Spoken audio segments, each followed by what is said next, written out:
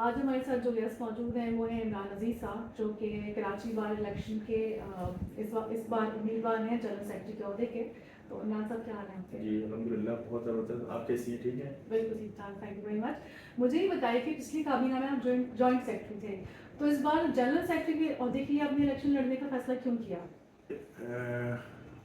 2021 में भी मुझे आप वकला दोस्तों ने मेंबर मैनेजिंग कमेटी की हैसियत से मुंतखब किया और अल्हम्दुलिल्लाह मेरे पास क्रिमिनल कमेटी, मुख्तलिफ कमेटियाँ होती हैं, तो मेरे पास मैं चेयरमैन क्रिमिनल कमेटी था कराची बार एसोसिएशन में। जब मैं पहली दफ़ा इलेक्ट होकर आया 2021 में, तो मुझे एहसास हुआ कि वकील भी इस माशरे का हिस्सा है।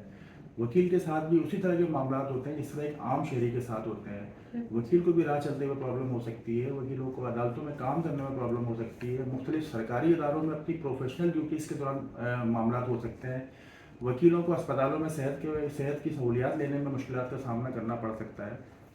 तो मैंने ये उसी वक्त तय किया कि मुझे इलेक्शन से या सीट से बालातर होकर वकला की खिदमत के लिए ख़ुद को पेश करना है। अल्हम्दुलिल्लाह 2021 के बाद से एक खिदमत का सिलसिला शुरू हुआ, जिसके अंदर वकीलों की गम में, वकीलों की परेशानी में, वकीलों की तकलीफ़ में, किसी भी तरह के इस तरह के मामले में, यहाँ तक कि अगर खुशी का भी कोई मामला है तो मैंने कोशिश की कि ख़ुद को आगे से आगे रखूँ। अगर कोई वकील आवाज़ देता है तो उसकी मदद के लिए पहुँचूँ।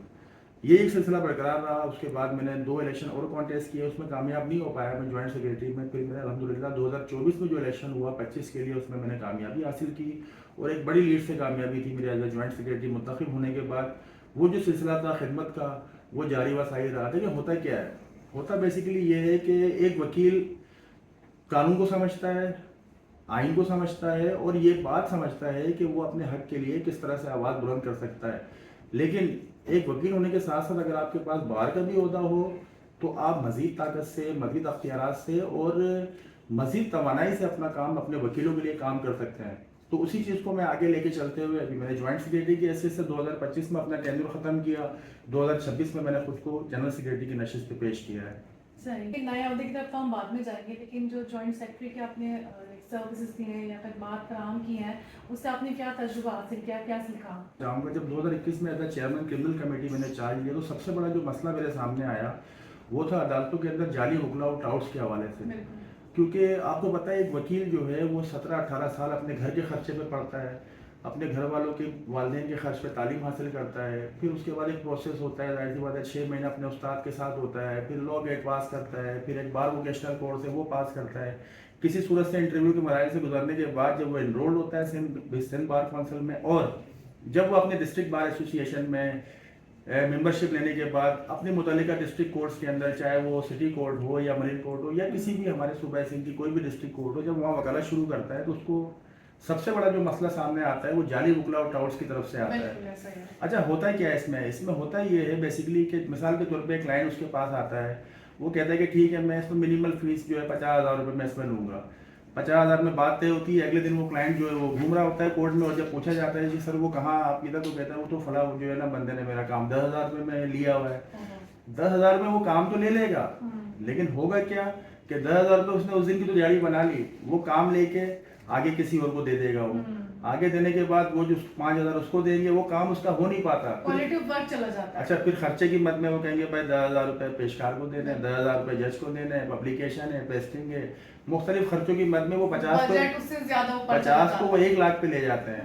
ऐसे लोगों का मैंने कला कमान करने की ठानी और अल्हम्दुलिल्लाह मैंने अपनी मुद्दत में, अच्छा जाली वकीलों की एक और किस्म भी है, मैं आपको थोड़ा सा बताऊँ इसमें। जब मैं क्रिमिनल कमेटी के चेयरमैन था तो मुझे लड़काना से एक वकील साहब का फ़ोन आया है। अच्छा, होता ये है कि जब आपके केसेस लगते हैं तो वकील के मोबाइल के ऊपर मैसेज आता है कि कल आपका फला केस लगा हुआ है, परसों फला केस लगा हुआ है। तो उसने कहा कि यार इमरान भाई, मैं तो यहाँ पे सिटी कोर्ट में कराची में वकालत करता नहीं हूँ, मैं तो लड़काना में वकालत करता हूँ, तो ये मेरे मोबाइल पे मैसेज क्यों आते हैं कि फला डीजे के पास आपका केस लगा हुआ है, फला जगह पे आपका केस लगा हुआ है। और ज़्यादातर बेल एप्लीकेशन होती थी।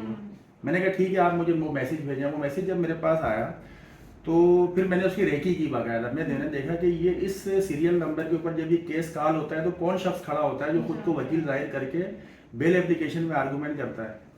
तो ये डीजे साउथ की बात है, जब वहाँ पर वो केस उस दिन कॉल हुआ तो मैं पीछे बैठा हुआ था, यानी मैंने एक तरह से रेकी की उसकी। तो मुझे पता चला कि एक शख्स खड़ा होता है जो प्रॉपर यूनिफॉर्म में होता है और कोर्ट से बाकायदा जब वो नेगोशिएशन करता है, आर्गूमेंट करता है, और जैसी कोर्ट कहती है कि ठीक है बेल अलाउड, मैं खड़ा हो जाता हूँ। मैं कहता हूँ सर जी आपकी इजाज़त से मैं चाहता हूँ कि ये कराची बार या सिंध बार का अपना कार्ड दिखाएं, क्योंकि मुझे ये रिपोर्ट मिली है कि ये वकील नहीं है साहब। खैर वो आए बाएँ शाएँ करते हैं और वहाँ पे वो बंदा पकड़ा जाता है कि वो बेसिकली एक आम आदमी था। कोर्ट के अंदर ही स्कैम हो रहा जी, है। डीजे साहब की कोर्ट में, डीजे साउथ की कोर्ट में वो शख्स खुद को जो एक सिविलियन था, उसने बाकायदा कोर्ट यानी एक वकील का लिबास पहन के बाकायदा वो केस चला रहा है। उसने भी प्रॉपर वर्किंग की कि वकील जी। जो है ये यहाँ का नहीं किसी और शहर का, ये आ नहीं पाएगा और मैं इसके नाम से जो है वो खुद वकील बन जाता हूँ। जी, इसी तरह से एक खातून थी जिसने, कंवल नाम था उसका, कंवल था ना, कंवल नाम था उसका। तो वो तो खातून ऐसी थी, वो भी किसी और वकील साहब का लेजर नंबर यूज कर रही थी। तो कोविड आया था 2020 में, उसने सिंध बार काउंसिल से भी कोविड फंड के पैसे लिए, हाई कोर्ट बार से भी कोविड फंड में पैसे लिए, कराची बार से भी लिए, किसी और खातून के लेजर नंबर पे, किसी और खातून वकील के लेजर नंबर पे। यहाँ तक कि जब हाई कोर्ट बार ने एक मौके पे अपने वकला को, खवातीन वकला को स्कूटी दी, तो वो स्कूटी भी ली उसने, वो भी ली उन्हीं के नाम पर। जी जी जी। तो हमारी खातून वकील है, उनकी पॉइंटेशन के ऊपर हमने उनको भी गिरफ्तार करवाया, बाकायदा मैंने अपनी मुद्दत में FIR करवाई उसके ऊपर।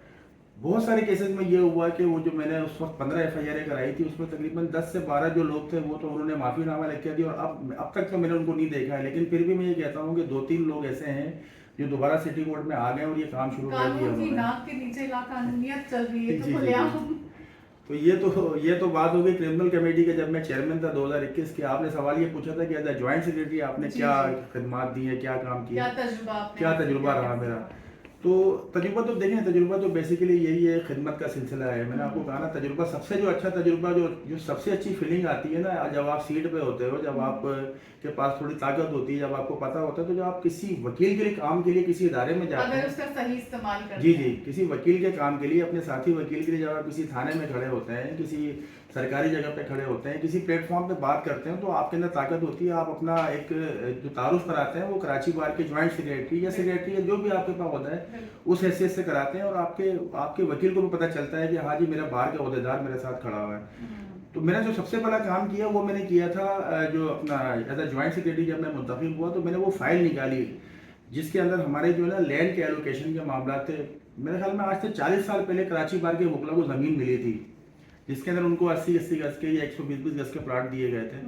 40 साल से आज तक, यानी 40 साल गुजर गए, अब तक हमारे कराची बार एसोसिएशन के वकला के लिए किसी तरह की गवर्नमेंट से प्लाट हम हासिल ना कर सके हैं, जिस तरह आमतौर पर सहाफ़ियों के लिए होता है, या आमतौर पर आर्ट्स काउंसिल भी अपने जो है वो उनके लिए करती है, मेम्बरान के लिए।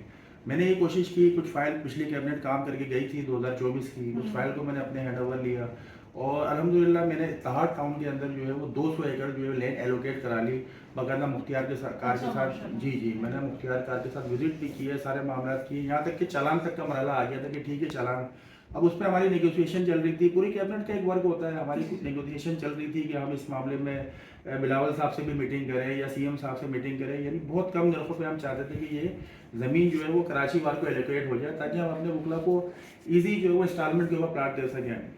लेकिन मीनवाइल कुछ मामला ऐसे हुए, कराची बार एसोसिएशन के आला ओहदेदार या कैबिनेट जो है वो हमारी, उसमें कुछ लोग जो है वो, एक धरना चल रहा था हमारा वहाँ हैदराबाद में एक वकील साहब के साथ ज़्यादती हुई कुछ पुलिस वालों ने, फिर वो एक धरना शुरू हुआ कि जी हमें जो है वो फ़ारूक लंजार साहब SSP हैदराबाद के, उनका तबादला किया जाए, उनको मुअत्तल किया जाए। खैर मैं ये कहता हूँ कि सिंध पुलिस को भी उस वक्त जो है इतनी एजिटेशन नहीं करनी चाहिए थी, वो भी ज़िद पे आ गए। अगर एक SP की SSP का तबादला हो जाता है उससे कोई फ़र्क नहीं पड़ता, लेकिन खैर वो मामला काफ़ी बढ़ गया। वो 1 महीना फिर वकला का धरना जारी रहा हैदराबाद में। अच्छा, होता पता है क्या होता, ये है कि देखें धरना हो या कोई एहतजाज हो, वो भी एक जमहूरी अमल है, जमहूरियत की खूबसूरती है, लेकिन उसमें कुछ शरपसंद लोग भी शामिल हो जाते हैं। अब वो शरपसंद जो होते हैं ना, जो थोड़ा सा जो मकासद होते हैं, अब वो उसमें आपने शायद नोट किया हो या देखा हो, उसके अंदर एहतजाज में उन्होंने पीपल्स पार्टी गवर्नमेंट को, इसके अलावा जो है वो ज़िया लंजार साहब हमारे इस वक्त होम मिनिस्टर भी हैं, इस वक्त वो लॉ मिनिस्टर भी हैं, उनके खिलाफ भी बातें शुरू कर दी, जरदारी साहब के खिलाफ भी उन्होंने स्लोगन शुरू कर दिए। जी जी, इस वजह से जो है ना वो पीपल्स पार्टी गवर्नमेंट कराची बार से नाराज़ हुई। सिंध गवर्नमेंट ने हमें जो एक मामला चल रहा था उसको जो है ना वो बैक ऑफ कर दिया, उसको रोल बैक किया, और ये कहा कि भाई देखें कराची बार की क़यादत के अंदर जो ये चीज़ें हो रही हैं, मामला हो रहे हैं, क्योंकि उनको तो यही मैसेज जा रहा है कि शायद कराची बार के ओहदेदार या कराची बार एसोसिएशन प्लेटफॉर्म जी प्लेटफॉर्म ये आप ही जाके उनको लीड भी कर रहे हो। फिर उनको जो ज़्यादा जो बुरा लगा वो जाहिर सी बात है, एक सूबाई तहरीक चली हमारी कराची बार एसोसिएशन का बड़ा किरदार रहा उसके अंदर। सूबा सिंध की जिस तरह से पाए सूबा सिंध में जिस तरह गैस सिंध के पानी की चोरी का जो मामला हुआ, बबलू मैम ने धरना दिया, वो मामला हुए। उसके बाद जो है कॉर्पोरेट फार्मिंग का आपको पता होगा शायद कि कॉर्पोरेट फार्मिंग के नाम पे ज़मीनों की बंदरबांट शुरू की इन्होंने। इस तरह की जब चीज़ें शुरू हुई तो जाहिर सी बात है फिर गवर्नमेंट ने जो है वो उसको अच्छा नहीं लिया कि ये तो हमारे खिलाफ ये चीज़ें हो रही, जबकि हम तो जमहूरी और आईनी बात कर रहे थे, हम तो सिंध के अवाम की बात कर रहे थे। लेकिन उसकी वजह से वकला के जो मामला थे वो थोड़ा सा रोल बैक हुआ है। खैर फिर भी अपने तौर पर जो मैं कोशिश कर सकता था मैंने की। वकीलों के इनफरादी मसाइल में, अमूमी मसाइल में मैंने अल्हम्दुलिल्लाह एक अच्छा एक्सपीरियंस भी मुझे मिला और मज़ीद आगे काम करने का हौसला भी मिला।